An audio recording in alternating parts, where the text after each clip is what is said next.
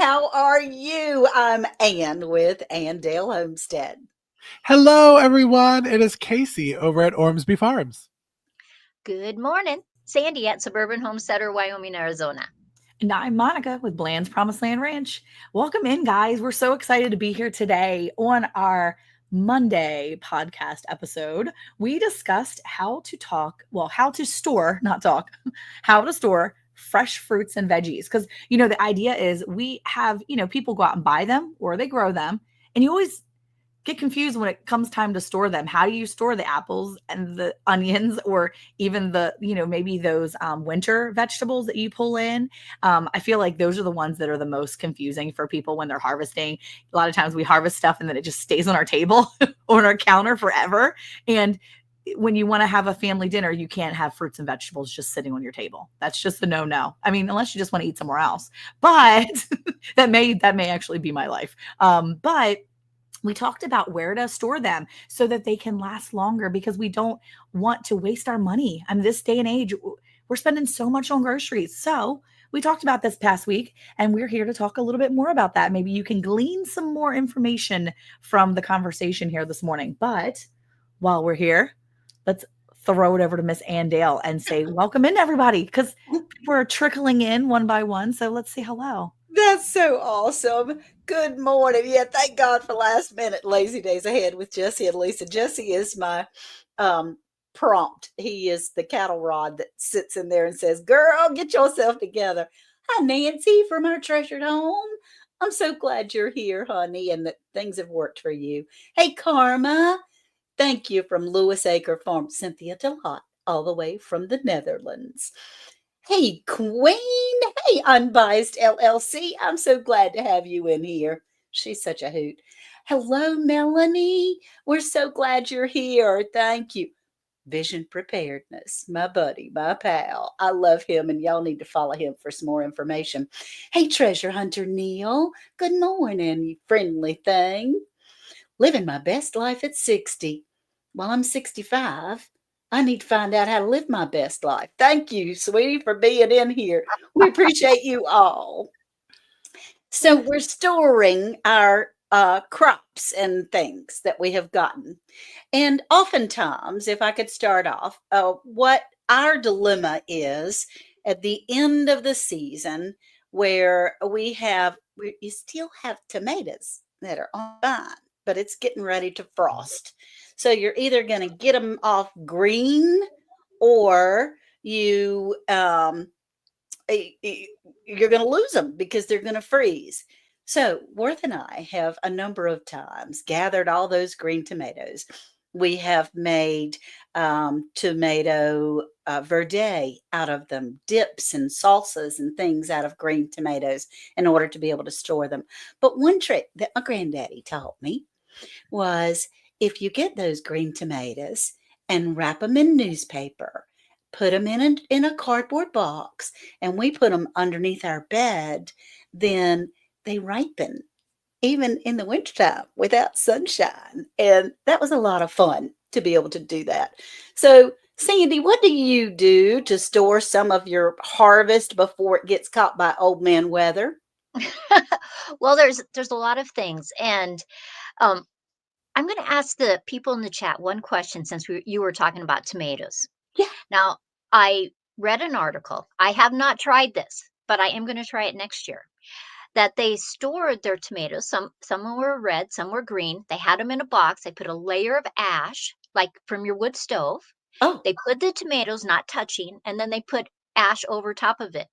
And it's supposed to do a chemical thing that will make them last longer. So I wanted to know if anybody in the chat had ever tried wow. that, because I'm going to try it. So I just thought, that's interesting. And it had all the chemical stuff of why it works. Does it? I'm not sure, but I it's don't worth a know, but that try. sounds amazing. I mean, we have ash from our wood piles that we burn from yard trash, and we have ash from the charcoal. I wonder if that would work. I'm curious as to how that would work. The charcoal from your grill, because you got meat droppings and things like that in Yeah, there. that I'm not sure about. But this was just ash that they had from a wood stove. Oh, so yeah, we have a wood stove. so I thought, something to try. And maybe somebody in the chat has tried that, or that when they watch the replay of it, maybe they could put it in the comments just so that we can read them and see. But I think it's important for us to know what vegetable or fruit and how to store it. Does it go in the fridge? Does it stay on your counter? Do you wrap it? Like my earliest memories are my mom had this gallon jar, and my dad was the gardener, not my mom. But when they came in, she would slice them all up and put them in water in this gallon jar. And we would just eat them continuously, and they would last a really long time. They'd stay really crispy. Um, for me, for carrots, we use a great big garbage can. And I put layers of straw, then carrots and straw, then carrots and straw. And I don't let them touch, and they'll last so long. And we keep it in our garage because it's That's cool there. amazing. We do the same thing with potatoes, and because we want them to last. And I always put the largest ones on the bottom, and as it goes up in the can, they get smaller, because the smaller they are, the more likely they'll get soft first. Yeah. So Right.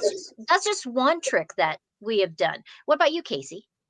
Well, me, Monica, and Ann are in the South. Let me tell you about the South's weather. Okay. So it was wonderful for a minute. I was so excited because I put this sheet on my door, thanks to Sandy and her saying, Casey, this is what you need to do to keep your canning room nice and cool, because that's where I store a lot of like spaghetti squash and butternut squash and that kind of stuff. And we started getting nice little cooler weather, and I was like, yes, I'm getting it to 68 in there. And then now today in November, we're at 82. So my canning room is back up to 75. And all of my ones that I'm trying to store are saying, hey, we're going to sprout and or die if you do not move next door to Sandy. Oh my That is what goodness. it's saying. But no, I have tried doing it in the big giant tubs, the same kind of thing. I would do wood chips and then layer not touching wood chips all the way up. Didn't work that great for us here in Georgia. I am just not able to store a lot of things like potatoes, carrots, that kind of stuff. I've been really good with storing spaghetti squash. I don't know if spaghetti squash is just an easier one. I put them on it was supposed to be a wire shoe rack underneath my canning shelves, so where they're not touching and airflow can get to all of them. But me and Monica joked that we put like sweet potatoes or potatoes in there, and then come March, you see like a vine growing out of your canning You have stuff. new friends. Yeah. So I just have not been able to store a lot of ones. But I will say, after listening to the episode, Sandy, you talked about storing your fruits. Some of the fruits don't like to be stored together because of the octane, I think was what you Ethanol gas. and there we go. That's the one. And it keeps it longer if you store them not together or on the counter. And I did that with my citrus. I took my citrus out of that crisper shelf. That I think all of us think that's what it's for, is to put all your fruits in there, and you really shouldn't. So I learned something from the episode. What about you, Monica? Well, I like that you said that Monica and I joked about putting stuff in the Really? having stuff grow. That was a real life situation at the time. Literally left the episode and like went in and grabbed like a bag full of sweet potatoes that I had the best intentions when actually using, and they were like fingerlings coming through. I mean, I could have planted them. I probably should have. I think I just tossed You them. should have. But needless to say, I think I'm really bad at this. I'm really bad at this. The most I've ever done successfully is I have, taken my green vegetables, the green tomatoes, and stored them in boxes and brown, like just like cardboard boxes. Cause if you know me, I got me some Amazon boxes out there. And so I took all my tomatoes that were green, took them off of my kitchen table, and then put them in Amazon boxes and then stored them loosely around in my pantry area and kind of every crevice I could without stacking them. And that's been successful for me, and how to get them that they will turn more slowly. And I was able to eat them. I mean, I think the longest I ever went from was November. I pulled everything, and I was actually able to enjoy fresh tomatoes till the end of January one year. Yeah, Isn't that fresh awesome? tomatoes from my garden because they were just slowly turning. And it was cool that year. So I was able to keep them in my pantry, cool, dark place, and it was much better. But yeah, for the most part, everything's so sticky and humid. I mean, we're in November right now and it's 70 degrees outside. I mean, it is what it is in my life of I just put it somewhere and hope for the best. But Right. I did, I leave a lot of my big vegetables like the butternut squash. I feel like that is the most hardy, right, Sandy? Like butternut squash, It's a hardy one. because Yeah. they're thick skinned, right? So that makes more sense that they would last longer, I guess. But they're the ones that I haven't completely destroyed. Or found in a big mushy pile in my pantry. Just saying. Well, for everybody that lives in the northern part of the United States, a lot of times I have pulled the entire tomato plant with all these green tomatoes on it, Mhm. turned it upside down and hung it in my garage. And they'll just slowly turn the red. You can pull your whole cabbage, turn it upside down, hang it in your garage, and it will last much longer than it Wow. would otherwise. I think you just need to know, does it go in the fridge? Does it go on the counter? Should it be in a cool, dark place with low humidity, high humidity, cool and moist? Then it's probably going in the refrigerator. For me, I have books. I print things off. Like I have a book of cooking for 50. And it has all these recipes, but it has a whole section. And we talked about this on Monday's episode. Right. That it has a whole section on what you should do with every fruits and vegetables. So look in your cookbooks. Go in the back and say, look in the fruit section. Maybe it has a storage line, or maybe it has a complete part in the index of that just says storage, and it'll tell you. Because if I'm in question, I'm going to look it up because I want it to last. Like Joe likes to wrap around cellophane, Glad wrap around our bananas, where they come together. Uh-huh. Now, does that work? Maybe a little bit. It's holding some moisture from not going out. But most of the time when I buy bananas, Joe buys them to eat. I want them to turn brown and speckly so I can make banana bread. So I don't care. I understand that. I understand that. Well, You have know, any of you I was gonna say, go Yeah. ahead. Go ahead, Sandy. You're good. I just thought, like I have raspberries and I have strawberries. Mhm. Now, if I'm going to freeze them, a lot of times I'll put them in, vacuum seal them and freeze them.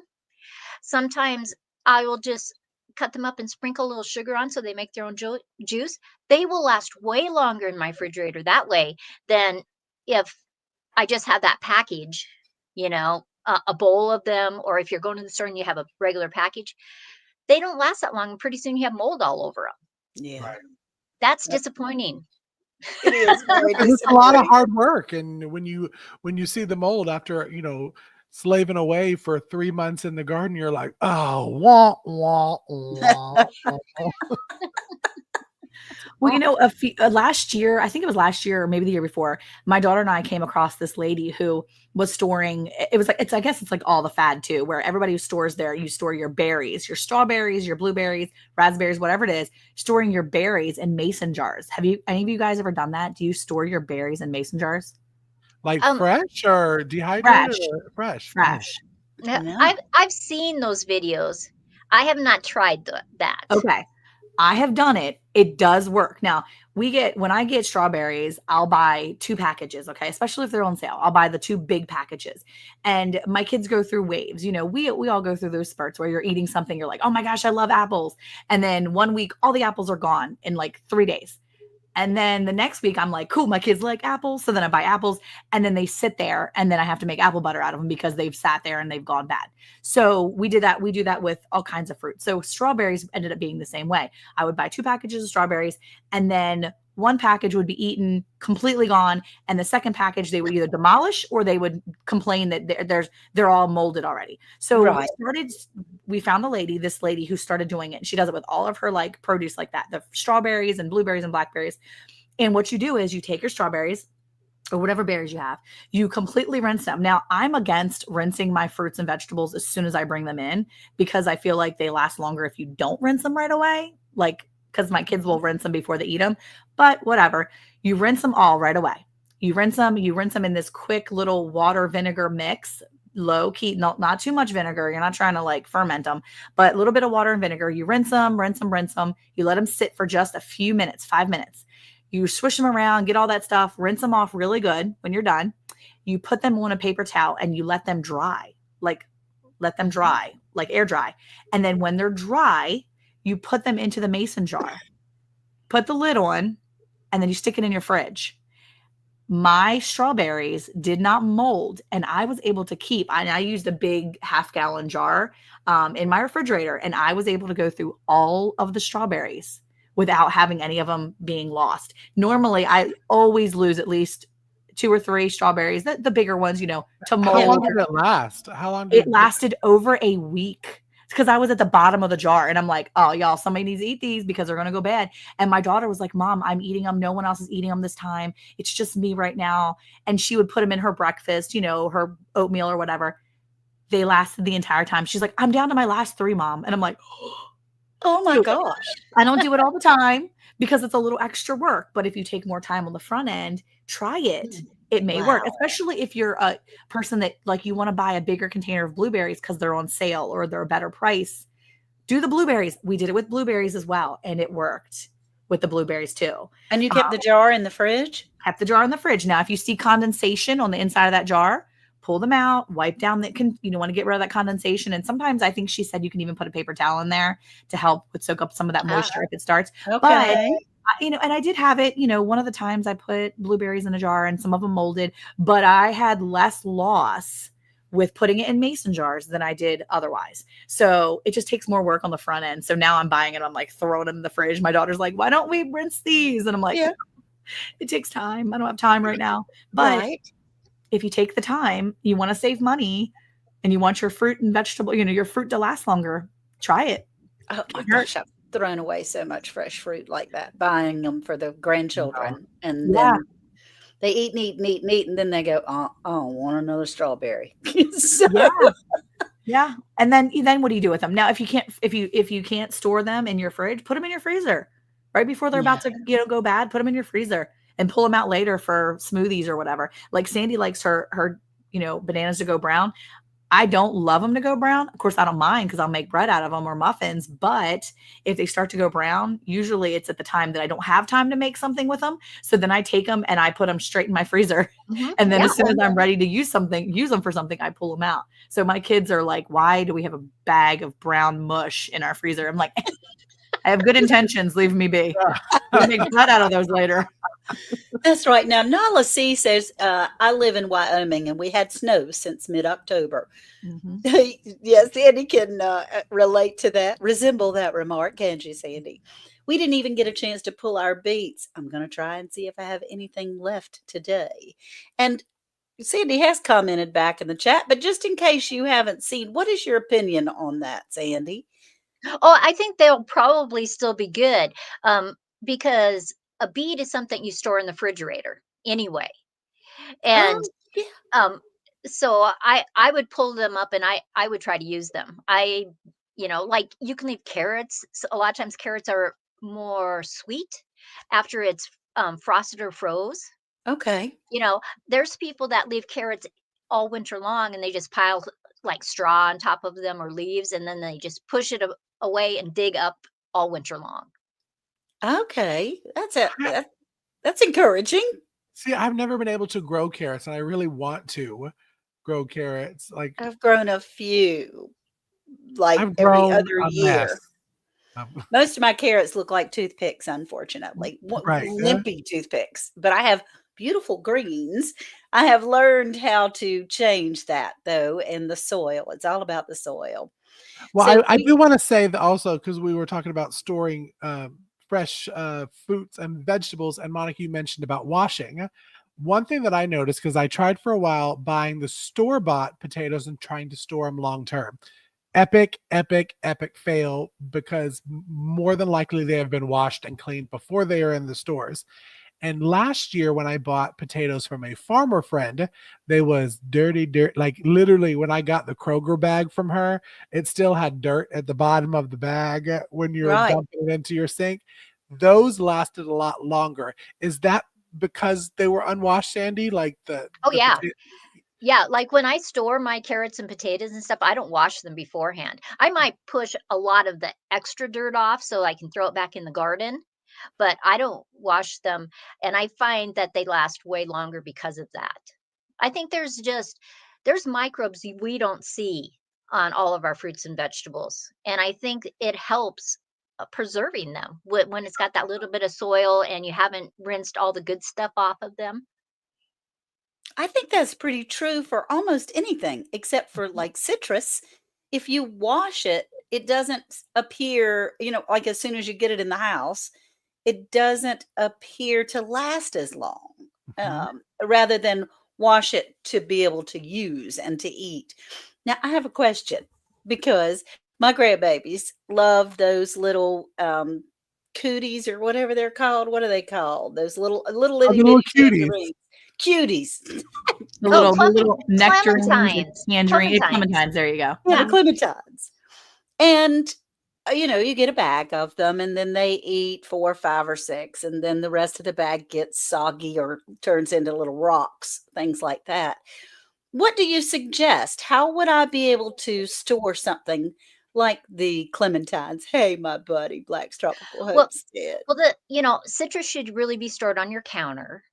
Okay. Um, one of the things about clementines, you know how easy they are to peel. Mhm. And that's one of the things that makes them so they don't store as long too, because Okay. there's airspace in between there. Now, down in Arizona, one of the crazy things that some people do, yet take it with a grain of salt. But this is one of the things they do down there is when they pick their citrus and they want to store it for a long time, they rub Vaseline all over them. Oh. And because it makes this film on it, so the air can't penetrate through there. Now, I think citrus right off of the tree lasts a long time anyway, but the best place to store citrus is actually on the tree. Oh, Some people yeah. get in this hurry, and when I'm down in Arizona, you'll at the clubhouse there'll be boxes of grapefruits and lemons because people have decided, oh, I got to pick them.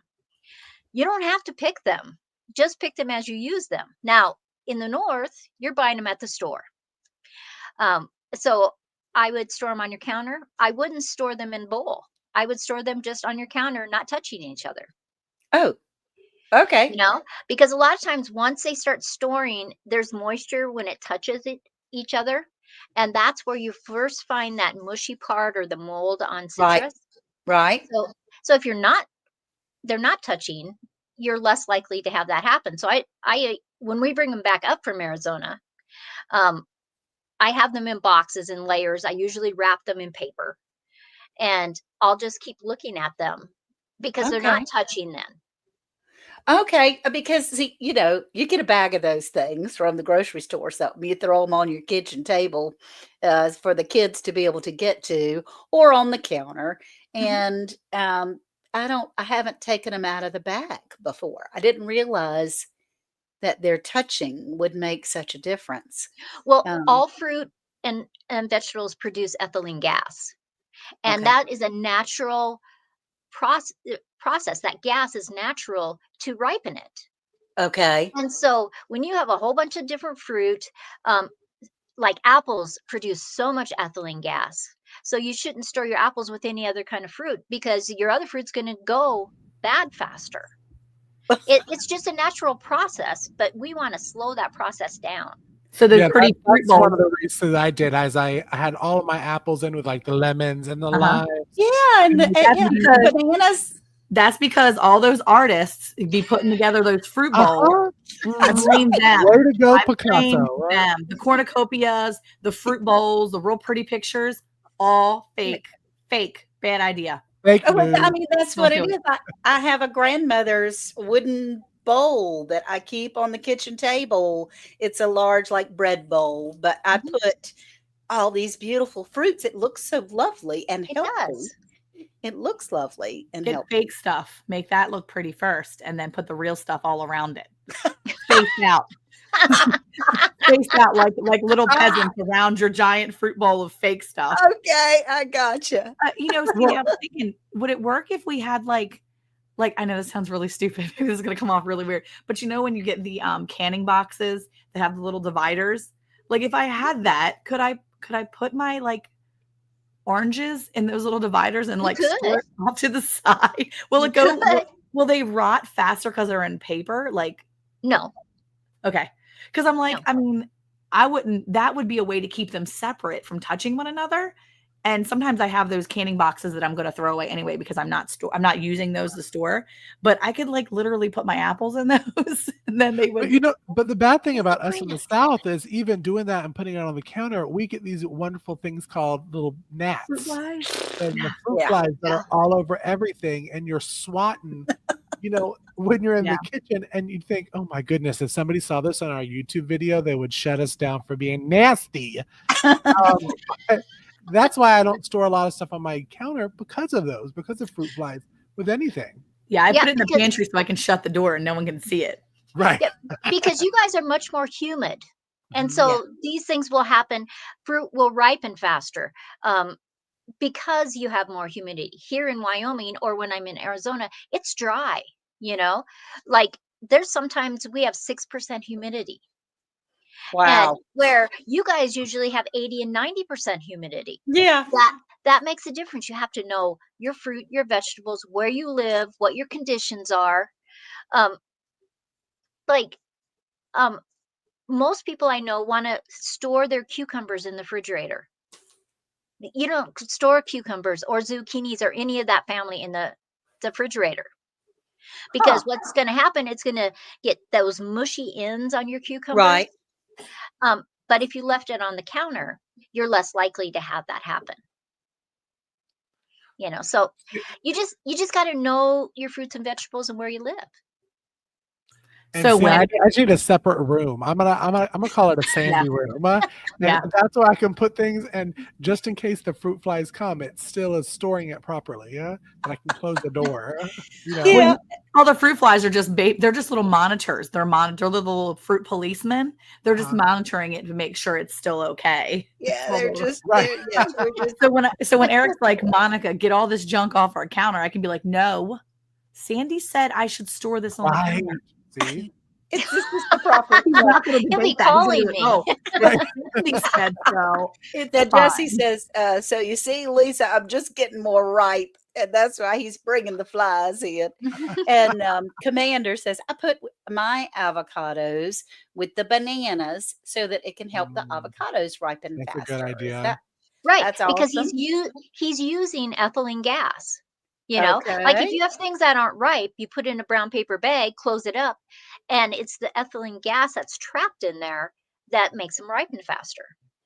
Okay. Okay. All right.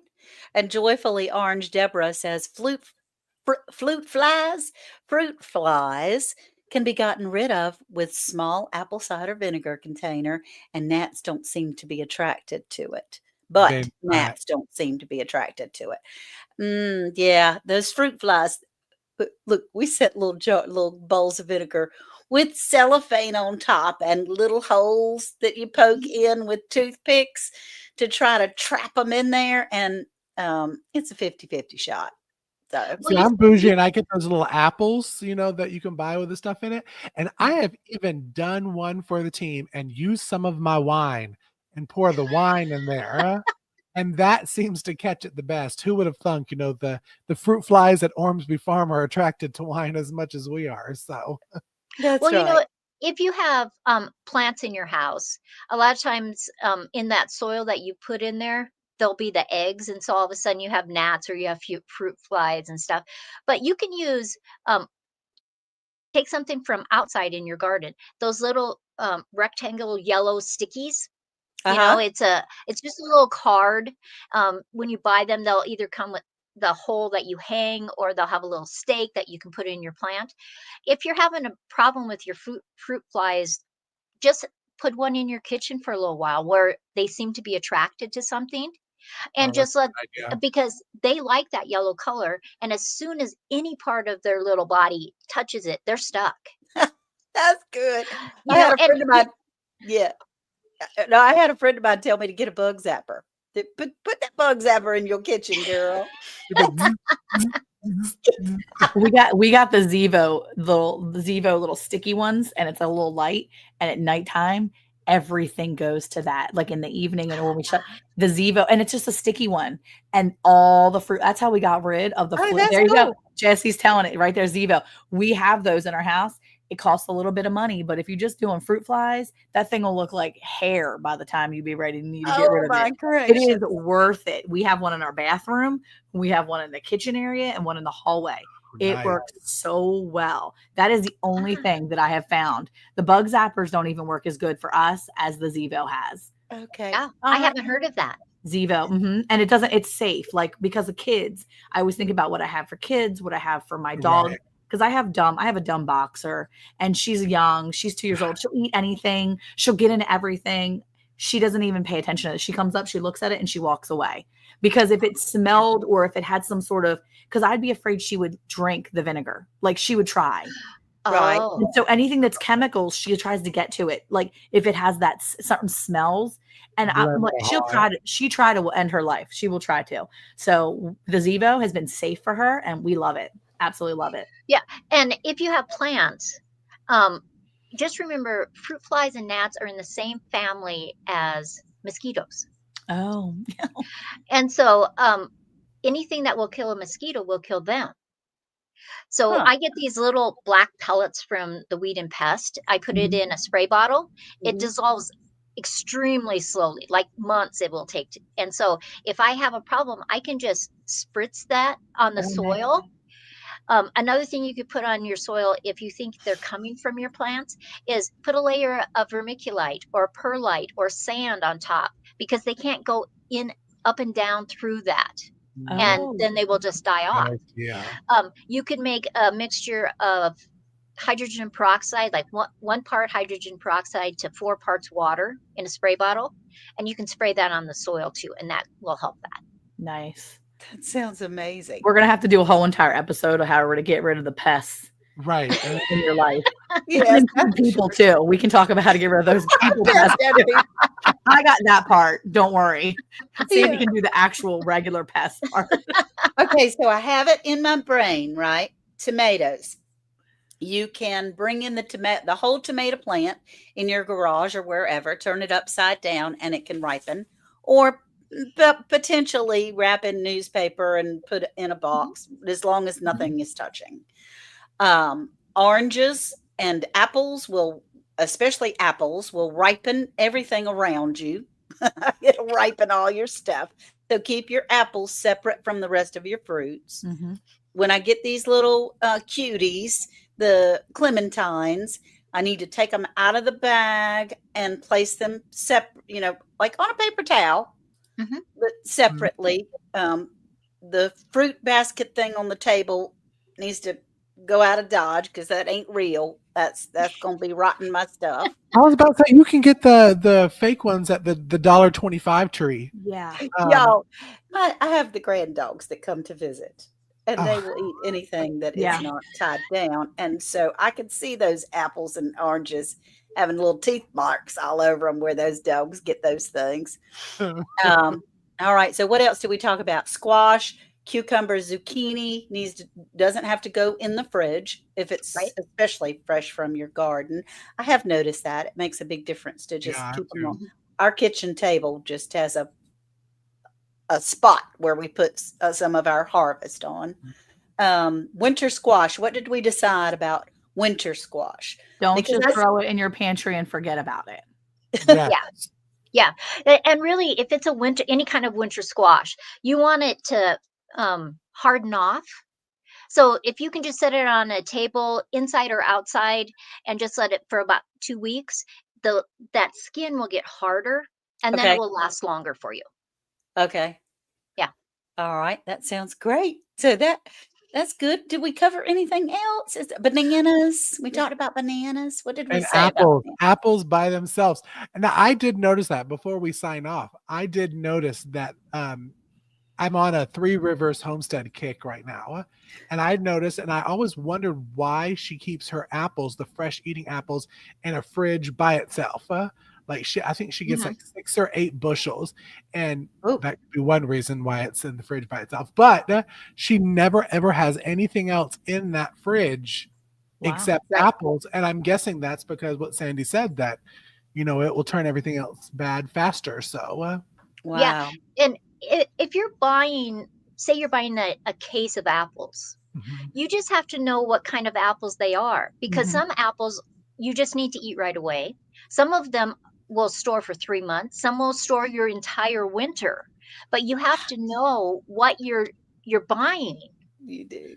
So if you want on long storing apples, you're going to an orchard, maybe it's a you pick orchard, just Mhm. ask them which are your longest storing apples, because some apples even get better in flavor the longer they store. But Wow. you just have to know which apple is which. Mhm. Huh. How about that? Jackie says, I heard you should store apples with onions. Is that correct? I have never done that. Um, I'm not sure about that. I guess I can't answer that. I have to do a little research on that. I don't know. I would think So Like the keeping the onions in the fridge. I would think I the don't no, I don't keep my onions in the fridge. No. But we don't really, either. really the only things I keep in the fridge is if I have like beets, turnips, rutabagas, I put them in plastic bags from the grocery store and close it up and they go in the crisper. If I want to do my celery, I cut it up, put it in half gallon or gallon jars. I'll replenish the water every few days so it's fresh water, and Mhm. they will stay crispy and wonderful for a long time. Now wait a minute. Say that again. So I For take my celery. celery out of the garden, or you Mhm. bought it in the store, Yeah. you know, wherever you bought it. I cut it up. I take the tops off and the bottoms off. Mhm. I cut them into little sections about this big. I Yeah. put them in a gallon jar of water, put them in the fridge. They will last and last and last. But you Oh do my have to gosh. change the water out every few days. That's what I'm gonna do, because I always know, have right? I always Me have too. rotten celery. I'll buy it for like one recipe for like one thing. And then I'm Mhm. like, oh my gosh, they're gonna eat it. The kids love it with some peanut butter. It's gonna be great. And then I go in there like a week later and it's like, whoa, and it's mush. And I'm Yeah. bringing a brown sludge out of my fridge. I'm like, forget it. I give up. Never buying celery again. That's awesome though. What a great idea. I mean, I Right. have when I am making like a veggie tray and things like that for a party, I will store them in water just for that day. But I was worried that it would take on too much water as No, far it as won't take any water on. So you could put radishes, you could put carrots, you could put celery, things like that. And they will stay really crunchy. And that's what I like, because I don't like celery that gets all limp, that's Yeah. just like, I don't like it. I mean, I may put it in a soup, but I don't really like it. Do you ever do that with any other fruits or vegetables where you store it in water like that? Um no, usually those are the things that I store in water. now, Just who among us and in the chat has not pulled out a bag of carrots if you bought them at the grocery store out of your refrigerator and they're slimy? ugh. Yeah, you don't want that. So nasty. And it's usually just when I really have my taste buds ready for a carrot. Yeah, but you can't do that with carrots too, can you? With the She water? said, yeah. With carrots, You can yeah. with water. Yeah. So you can just like slice them? Yeah, I just usually make them like French fries, Yeah. Okay, And so carrots and celery with the water trick. yeah, And Okay, now radishes. can you do it with the carrots that are, I don't even know if they're real carrots. You know the baby carrots that you get in the store? the little I heard that those is like blended up carrots in mold, and then that's how they get them that. I don't know No, if that's a true story No, or not. that's not true. They are not baby carrots though. They just there are certain carrots that are very Right. slim when they Uh-huh. grow, and they just cut them and then they round the ends. So they're just regular carrots. They're not baby Right. carrots. Oh, You know- gosh. I learned something every single time. I envisioned, Tell you know, either they were molded or, molded like chopped up and molded together, No. or that there was such a thing as a little baby carrot that grew. You Which and there me is. both. No, Right? because a baby carrot, when you pull them out, they're thick and then they get really skinny. Mhm. Yeah. That's not what these are. No. They're just Thin carrots. They chopped them. They rounded the ends. That's all they did. You know. You heard it here first, folks. Boom, baby. Only at Round the Hay Bale can you learn It's a all this thing. information in 30 minutes. I'm just saying. Huh? Speaking of Round the Hay Bale and speaking of our live shows, I think we have something to talk about before we go. Yeah. we do. Yeah. Casey, talk about it. Yeah. Okay. Well, just me. So, with the holiday season coming up and all of our schedules, the four of us, let me tell you, we love shooting the podcast and the lives, but we're super, super busy. I mean, not only making videos for our personal channels, but we're doing the podcast and all of that. We have decided that our radio show, Hey Yall Hey, is moving to Tuesday nights at 8 p.m. Eastern. But you will still be able to watch a replay on Fridays at this time at noon Eastern. So starting next week, we're going to switch her up a little bit, and you'll be able to have dinner with us on Tuesday night. Make your dinner. You've listened to the podcasts on Mondays. Get your notes, get your dinner, and come and join us at 8 p.m. Eastern on every Tuesdays. And then, of course, Fridays, you can still have lunch with us, but it will be a replay. So if you want to interact with us live, come in on Tuesday nights so you can come in and ask your questions, especially if you've listened to the podcast on either Monday or Tuesday morning or whatever you listen. Right. You can still come in on Tuesday afternoon or evenings, hang out with us, ask all the questions. And then on Friday, if for some reason you missed us on Tuesday nights because it's not convenient for you, totally fine. You can still catch us on Fridays at our same locations at the Hay Bale and on our channels. We'll still stream to all of our channels, right, Casey? Right. So you can find it still, and you can still do it, but we just won't be live available to interact with you like we do here. So if you want Miss Ann to say your name and say hello to you, you better come in on Tuesdays. I'm just saying, everybody knows, y'all know out there that you like hearing her say your name and say welcome in. I just love them. I love it. Jackie, so 7 p.m. your time. Are you Central? No, she's in Florida, so she's Eastern. 8 p.m. Eastern. There are pieces of Florida that are Central. I learned. Well, if you're Central, if you're Central like me, then it's 7 p.m. So it's 7 p.m. my time, 6 p.m. on Sandy's time, and 8 p.m. for Eastern. So, yeah.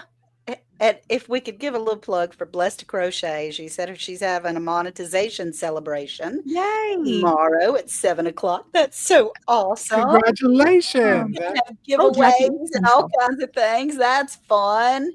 Okay, yes. Jackie is Central. Oh, my bad. 7 p.m. So 7 p.m. What is it? 8 p.m. Eastern, 7 p.m. Central, 6 p.m. Mountain. 5 p.m. Pacific. Yeah. There we go, y'all.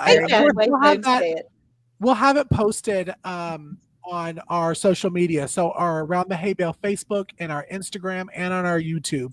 Yeah. We'll have a little flyer that comes out.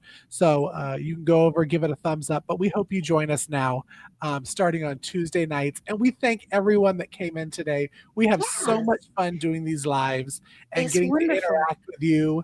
And so, so look for our new episode coming out Monday. I don't really know what we're talking about because my brain's all over the place right now, but I know it's a great topic. It's going to be amazing. It's going to be amazing. And then we will see y'all next Tuesday night here on Round the Hay Bale for another episode of Hey Yall Hey. So bye, y'all. Bye. Y'all have a wonderful weekend. Bye. Bye, y'all. Bye.